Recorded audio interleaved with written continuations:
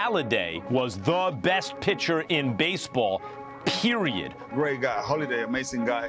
Pitchers like Roy don't come around very often. The off-season, kind of miss him. Harry LeRoy Halladay III, better known as Roy Halladay, was born May 14, 1977 in Denver, Colorado. From his childhood, it quickly became apparent that Roy had a special talent for baseball, a sport that played a central role in the Halladay family. His father, a pilot by trade, introduced him to baseball at an early age and strongly encouraged him to further develop his skills. Roy had two sisters, Heather and Miranda, and along with their parents, Harry LeRoy Halladay II and homemaker Linda, they grew up in Arvada, Colorado. The choice of Arvada was determined in part by the desire for a spacious basement in their home. This basement served a specific purpose, to mimic the official distance of 60 feet 6 inches between home plate and the pitcher's mound. This allowed Roy to continue practicing his pitching technique even during the cold winter months by throwing balls against mattresses attached to the basement walls. Ever since his childhood, Roy was passionate about baseball. He experimented with every position on the field, but it was his exceptional skill as a pitcher that drew attention. At the age of 13, he had the privilege of training under the guidance of famed Colorado baseball mentor Bus Campbell. Campbell, well known in the Denver area, had an impressive track record of coaching emerging talents, including big names such as Goose Gossage and Brad Lidge. Under Campbell's wing, Roy developed quickly. When he was just 14 years old, Major League scouts began noticing his accomplishments on the pitching mound. In the early years of his baseball career, Roy met his wife Brandy, and they later got two sons together named Braden and Ryan. Roy's determination and dedication to baseball soon led to recognition within local youth leagues. Under the guidance of his coach and mentors, he made steady progress, eventually resulting in his selection to several regional and national youth teams. These early successes laid the foundations for his later career in the major leagues. After completing his schooling, Roy was selected by the Toronto Blue Jays in 1995 as their first-round pick in the Major League Baseball draft. Please welcome Roy Halladay. With high expectations, he began his professional career and quickly impressed, leading to his Major League debut on September 20th, 1998. During his second start later that year against the Detroit Tigers, Roy almost made history by nearly throwing a no-hitter. However, this impressive moment was interrupted in the ninth inning by a home run. Despite his early success, Roy experienced some setbacks during the 2000 season. He struggled with his form and recorded an earned run average of 10.64, which at the time was the worst for a pitcher with at least 50 innings to his name. After this disappointing period, he was sent to Class A Dunedin, the lowest level of American baseball, in 2001 to work on his technique. Under the guidance of Mel Queen, a former pitching coach for the Blue Jays, Roy changed his pitching technique, and this marked a turning point in his career. After returning to the Blue Jays, Roy became one of the most dominant pitchers in the MLB. He became known for his ability to throw complete games and led the American League several times in complete games and innings pitched. After his resurgence with the Blue Jays, Roy grew to become one of the most respected and feared pitchers in Major League Baseball. Throughout the 2000s, he was a key player for the Blue Jays and earned multiple invitations to the All-Star team. In 2003, Roy had his best season to that point. He led the major leagues with 22 wins and won his first Cy Young Award, which recognized him as the best pitcher in the American League. Throughout his time with the Blue Jays, Roy continued to develop as a master of his craft. His approach to the game was methodical. He studied opponents closely and adjusted his strategy based on what he learned. This dedication to preparation, combined with his innate talent, made him one of the most consistent pitchers of his generation. On December 15, 2009, after playing 12 seasons with the Blue Jays, Roy transferred to the Philadelphia Phillies. With the Phillies, Roy continued his impressive performance. On May 29, 2010, he threw a perfect game, and later that year, October 6th, during the playoffs, he threw a no-hitter. This was only the second no-hitter in the history of the MLB playoffs.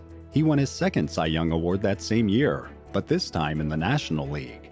After his successful season in 2010 with the Philadelphia Phillies, Roy remained active in Major League Baseball for several more years. But unfortunately, he suffered multiple injuries in 2012 and 2013 that affected his performance. One of the most significant injuries he suffered was to his shoulder. In 2013, Roy underwent surgery to remove a bone spur and clean up the shoulder. These shoulder problems led to a decrease in his pitching speed and effectiveness. The injuries and subsequent injuries limited his playing time and were one of the reasons he decided to end his career in 2013. After retirement, Roy remained involved in baseball, including coaching youth teams, which his son was on, and teaching practice sessions. His commitment to the sport and his passion for learning and teaching young players remained an important part of his life after his professional baseball career. In addition, inspired by his father, who was a commercial pilot, he developed a strong interest in flying, which eventually led to obtaining his own pilot's license. He enjoyed flying and devoted much of his time to this hobby in addition to his obligations for family and baseball. On October 10, 2017, Roy purchased an Icon A5. This is a small light sport aircraft equipped with a Rotax 912IS engine, intended for both newcomers to aviation and experienced pilots who want a more recreational flying experience. This type of aircraft is known for its user-friendly features and its unique design, which allows it to land and take off both on water and on a runway. On social media, he proudly posted several messages showing off his newest acquisition. On October 13, 2017, he showed a clip from his plane and wrote, "Can't begin to explain all the breathtaking views I have seen through the open windows of demos, and now my very own Icon A5. Thanks to all at Icon." That same day, he also showed a clip of flying above the clouds and wrote, "What do clouds feel like? I didn't know either until I got my new Icon A5. I'm getting bruises on my arms from constantly pinching myself." Finally, on that same day, he showed some pictures and wrote, "I have dreamed about owning an A5 since I retired. Real life is better than my dreams."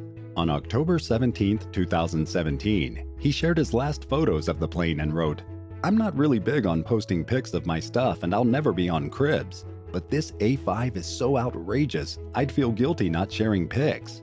These, unfortunately, were the last photos he shared. On Tuesday, November 7, 2017, Roy took off around 11:45 a.m. with his Icon A5 from a lake north of Lake Keystone near his home in Odessa, Florida. He climbed to a GPS altitude of 1,909 feet and flew 4 miles north before turning west toward the shoreline. The plane flew 10 miles, passed US Highway 19 at 600 feet, dropped to 36 feet above the water, flew south past Green Key Beach at 11 feet at 92 knots, then made a 360-degree turn as it rose to 100 feet. It then flew close to Gulf Harbor South Beach at 75 feet. The final data point showed flight at 200 feet altitude at 87 knots and a heading of 196 degrees. Video footage showed the plane making a left turn and then maneuvering just 10 feet above the water until things suddenly went wrong. Roy lost control of the plane. Multiple witnesses saw the accident happen around 12:04 Eastern Standard Time. The plane crashed into the Gulf of Mexico while maneuvering at low altitude near Port New Richey, Florida, and came to rest upside down in pieces broken. The front section of the plane, which includes the cockpit, was significantly badly damaged. Furthermore, the middle section of the aircraft broke loose and came to rest upside down relative to the main body of the aircraft. Within about 300 feet of the crash site, 2 inflated life jackets and several pieces of wreckage were recovered. Tragically, Roy passed away as a result of the crash. All major controls and parts of the aircraft were found near the main wreckage. Investigation also revealed that the emergency parachute had not been used. The safety pin was still in place, so the parachute was not activated before the crash. On November 8th, all wreckage was removed from the water and taken to a secure site for further investigation. According to the NTSB report, several facts were revealed that led to the fatal accident. The logbook showed that Roy had logged a total of 703.9 flying hours, including 51.8 hours in another Icon A5 aircraft and 14.5 hours in the aircraft involved in the accident. Weather conditions during the accident were good, visibility was good, and the sky was clear. An autopsy later revealed that Roy may have been under the influence at the time of the accident. According to the autopsy report from the Pinellas Pasco Medical Examiner's Office, traces of amphetamine, morphine, and an antidepressant were found in his system, as well as zolpidem, a drug used to treat sleep problems. The presence of these substances were seen as important factors, as they increased the likelihood of risky behavior and impaired judgment while flying. The report also concluded after several witness statements that Roy's flying behavior was very risky, with extreme maneuvers just above the surface of the water. As a result, the aircraft was subjected to almost twice the gravity load. During his final flight maneuver, Roy made a sharp climb, reducing his speed to about 85 miles per hour. The propeller plane then made a nosedive and crashed into the water. In a statement to a source, Roy's widow Brandy said, "Yesterday's NTSB report on Roy's accident was painful for our family, as it has caused us to relive the worst day of our lives. It has reinforced what I have previously stated, that no one is perfect. Most families struggle in some capacity, and ours was no exception. We respectfully ask that you not make assumptions or pass judgment.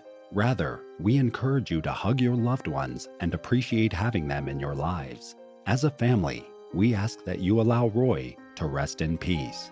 On November 7, 2017, his celebration of life took place at Spectrum Field in Clearwater, Florida, the spring training center for the Philadelphia Phillies. The tribute included speeches from his family, friends, and former teammates, as well as video tributes, and butterflies were released. This public memorial was an opportunity for fans, friends, and the baseball community to come together and honor the memory of one of the sport's most respected figures. Roy Halladay III will always be remembered as an iconic figure who showed his exceptional talent and dedication, both in baseball and in the air.